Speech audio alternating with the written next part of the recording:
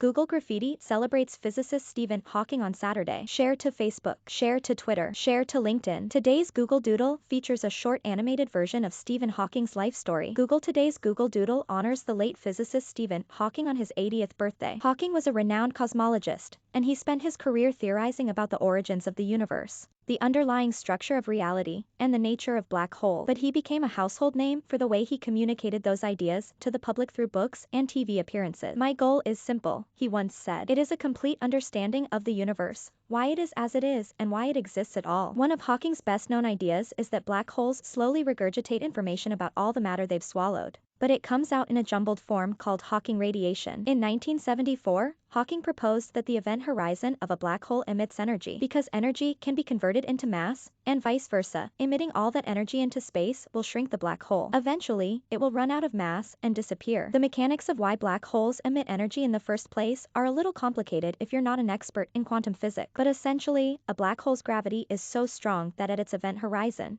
general relativity and quantum mechanics overlap in ways that cause weird things to happen to particles. Under the right conditions, background energy in the universe can convert into pairs of particles, one matter and one antimatter. Normally, these two particles destroy each other the instant they collide, and the universe settles back into a nice, comfortable equilibrium. But at the event horizon of a black hole, half of the pair may fall into the black hole while the other half escapes. That escaping particle gets emitted back into space as energy, according to Hawking. Hawking and his colleagues were still debating how Hawking radiation worked in 1997, 23 years after Head proposed the idea in a paper. Most objects in space have several properties: mass, radius, chemical composition, and spin. But black holes only have two properties: mass and spin. They exist at a single point, called a singularity, so they have no radius. And every bit of matter that falls into a black hole becomes part of the singularity, so it loses its chemical identity. 2. More for you. New research finds a connection between domestic violence and these two personality disorders. The scientist helps Andean forests and Ecuador's women in STEM. Exceptional fossil preservation suggests that discovering dinosaur DNA may not be impossible. Think of those properties as the metadata for every object in the universe. A principle of physics called the law of conservation of mass says that matter can't be created or destroyed, only converted into a different form.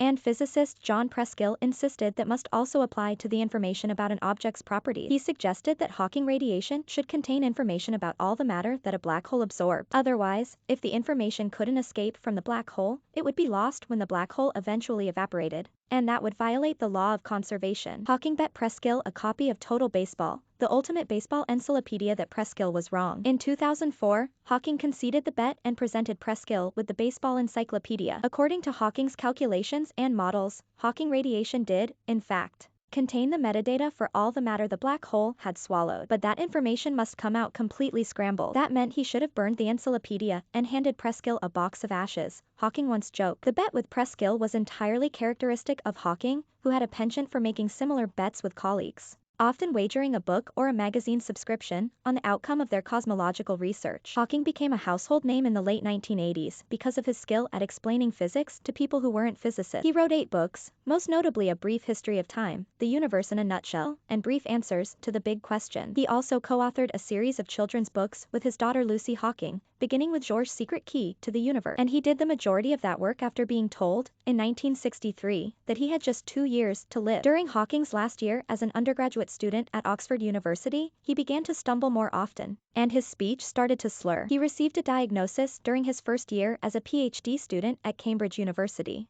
amyotrophic lateral sclerosis, or ALS. In other words, the motor neurons that carried instructions from Hawking's brain and spinal cord to his muscles were degenerating. Doctors predicted, at the time, that he had about 2 years to live. "My expectations were reduced to 0 at 21, he said. "Everything since then has been a bonus." ALS eventually left Hawking paralyzed, and he developed a reputation for steering his wheelchair just as recklessly as Head steered his rowing crew back at Oxford, where his penchant for risky maneuvers had damaged a few boats. When paralysis made it impossible for Hawking to speak, he relied on a speech generation device. He input words and letters into the computer using a handheld joystick at first, but later, he navigated the system by twitching a single cheek muscle. Putting together a sentence this way was a laborious process, but Hawking wrote scientific papers and entire books with the device. His family gave Google permission to recreate his voice for today's Google Doodle. It must have been challenging for Hawking to compose responses on the fly, but your faithful correspondent once watched him do it. Hawking had given a presentation at Texas A&M University in late 2009. And afterwards a handful of other physicists took questions from the audience, since, as noted,